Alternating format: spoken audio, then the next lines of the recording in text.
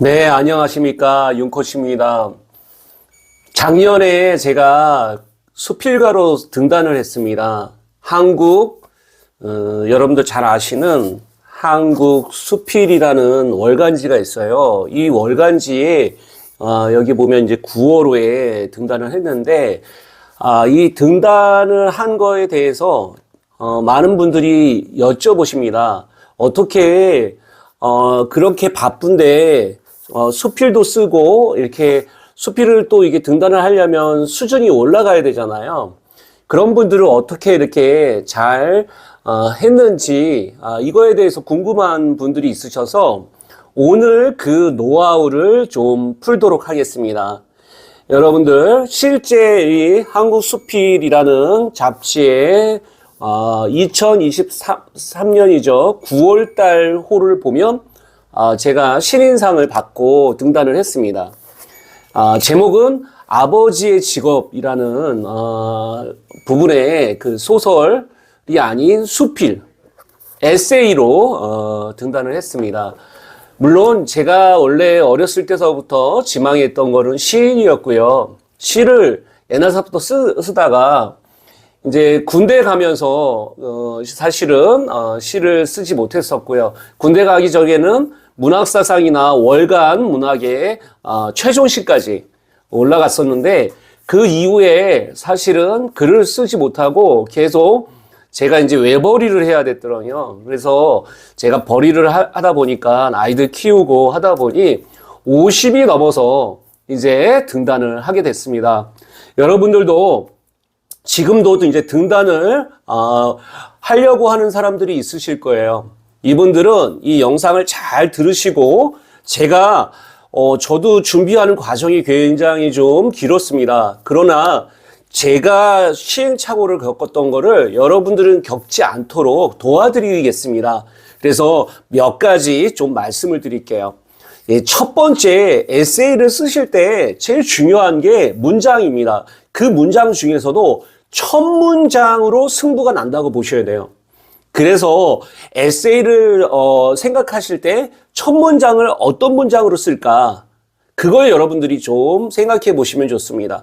그래서 처음서부터 첫 문장만 생각하다 보면 글을 쓰기가 어렵잖아요. 그러니까 자기 내용들을 먼저 다 쓴 다음에 나중에 그걸 읽고 키 메시지가 뭔지를 생각하고 그거를 첫 문장으로 닮으면 참 좋더라고요. 제가 한번 예를 들어서 한번 읽어볼게요. 주위를 보면 너나 없이 아프다. 마음이 아픈 사람 천지다. 근래에 조용하고 빠르게 확산되는 현상 중에 하나가 공황장애, 공황발작이다. 이 수필, 이 에세이에는 정혜신 선생님이 쓰신 첫 번째 문장이더군요. 굉장히 어떻게 보면 읽었을 때 계속 읽고 싶은 부분, 그리고 지금 주변에 아픈 사람, 그리고 내가 이걸 읽는 사람이 아프다고 하면, 아니면 내 주변에 있는 사람이 아픈 사람이 있다고 하면 이 감정이입이 될 만한 문장을 잡고 있죠. 두 번째 사례를 좀 읽어드리겠습니다. 사쿠라, 꽃이 피면 여자 생각이 난다. 이것은 불가피하다. 사쿠라 꽃이 피면 여자 생각에 쩔쩔맨다. 상당히 그 다음에 뭐가 나와야 될지 궁금하잖아요. 이 김훈 선생님이 쓰신 에세이의 첫 구절입니다. 이렇게 에세이에서는 가장 중요한 게 첫 문장을 어떻게 쓰느냐에 따라서 이게 문을 잘 열 수 있느냐, 문을 잘못 열느냐가 결정될 수 있기 때문에 이 부분들을 좀 기억하시면서 쓰시면 좋을 것 같습니다. 두 번째 기억하셔야 될 게 주제를 명확히 정해놓고 그 다음에 쓰시는 게 굉장히 중요해요.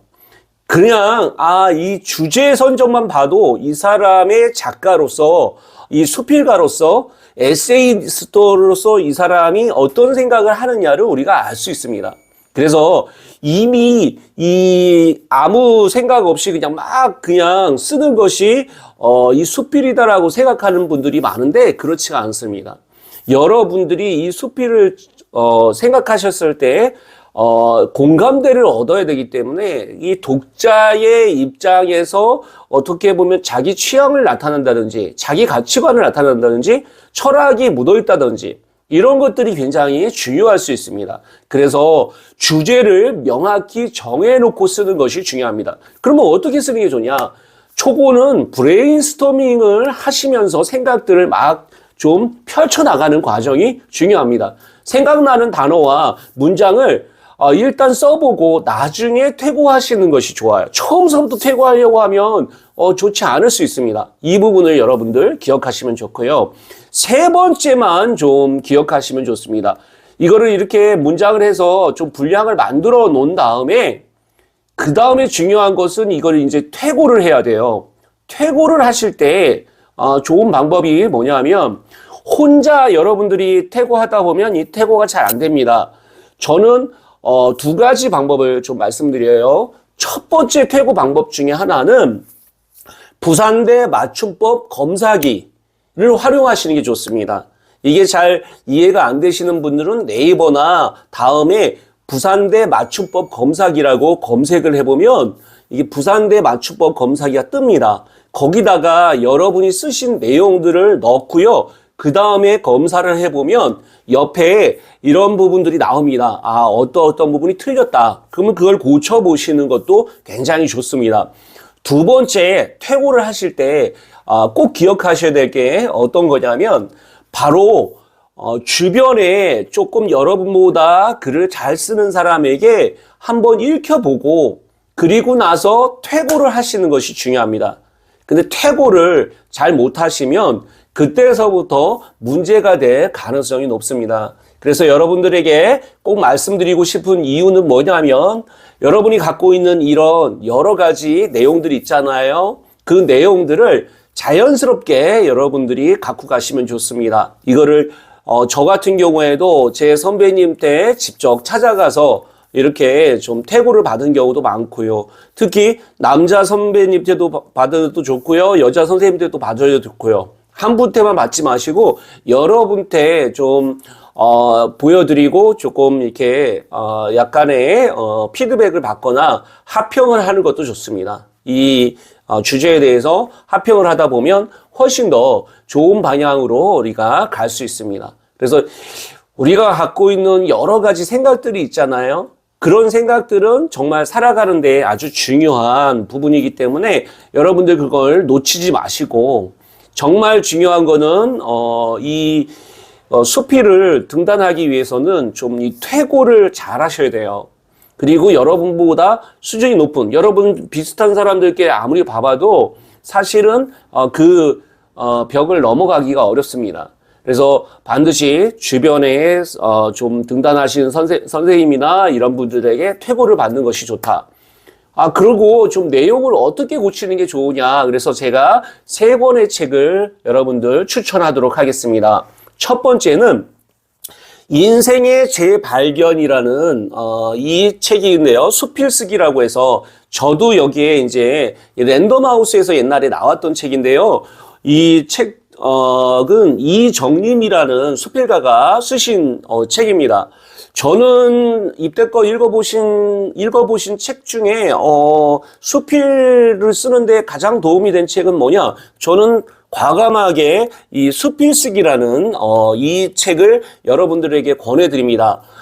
제가 요거는 여러분들 이렇게 알라딘이나 예스24 또 교보문고 이런 데 가보시면 이 중고로도 나와 있기도 해요. 그러니까 여러분들 이 수필쓰기 이정림 수필가의 이 책을 한번 읽어보시면 아주 간결하게 돼 있어서 얇게 돼 있어서 좋아요. 저도 이 책의 여기에 보면 기획서 제안서 쓰기라는 책을 썼습니다. 이 같은 이 시리즈에서 썼고요. 굉장히 수필쓰기라는 책이 좋게 돼 있기 때문에 여러분들의 틀입니다. 두 번째 여러분에게 꼭 추천하고 싶은 책은 이 자서전을 쓰시거나 자서전을 쓰시거나 이럴 때 자기 발견을 위한 이 자서전 쓰기라는 책을 꼭 써보시기 바랍니다. 이 선생님은 이남희 선생님이라고 하는 선생님의 책인데요. 여러분들 지금 이제 한겨레에 문화센터나 이런 데 가시면 이남희 선생님이 가끔씩 이렇게 강의를 하셔요. 그러면 여러분들 오프라인으로 꼭 이남희 선생님의 강의를 들어보시면 굉장히 도움이 됩니다. 스필가로서도 유명하시지만 소설가로도 유명하신 이남희 선생님의 강의를 강력 추천드립니다. 여러분들 이 자서전 쓰기 책도 꼭 읽어보시기 바라요. 물론 최근에 내신 책도 있겠지만 저는 이 자기 발견을 위한 자서전 쓰기가 걸작이 아닌가라는 생각이 듭니다. 심리학적인 관점도 잘 나와 있고요. 코치로서 꼭 읽어보시기도 권해드려요. 왜 그러냐면 내가 누군가의 그 삶의 서사를 알아내는 데는 이 자서전 쓰기라는 방식이 굉장히 도움이 되고 리더로 성장하기 위해서도 이 자서전 쓰기 굉장히 중요합니다. 그래서 우리는 윤종구 교수님이라는 선생님은 뭐라고 얘기하냐면 자서전 쓰기가 아니라 자저전 쓰기가 중요하다. 자기 스스로 남이 써준 자서전이 아니라 자기 스스로 자기로 자기가 저자가 되는 자저전 쓰기가 중요하다라고 말씀하시기도 합니다. 여러분들 이 자서전 쓰기를 꼭 써보시고요. 세 번째 이제 편집자 입장에서 책을 좀 보는 게 중요하죠. 에세이에서 편집자 중에서는 이현실 선생님이라는 분이 쓰신 에세이 만드는 법이라는 책인데요. 굉장히 얇고 내용이 좋아요. 이분은 여러분들 잘 아시는 김훈 선생님의 책을 편집하시기도 하셨던 분입니다. 연필로 쓰기라는 책이죠. 그래서 여러분들 꼭 에세이 만드는 법이라는 책도 꼭 읽어보시면 내가 쓰는 사람 입장이 아니고 이거를 편집하고 마케팅하는 사람들은 어떻게 생각하느냐도 잘 드러나 있습니다. 제가 이렇게 등단할 수 있었던 몇 가지 원칙을 여러분들 알려드렸습니다. 여러분에게 도움이 되셨다면 구독, 좋아요, 그리고 알림 설정까지 해주셨으면 감사하겠습니다. 여러분이 꼭 여러분의 글을 검필하시기를 기원드리겠습니다. 용코치였습니다.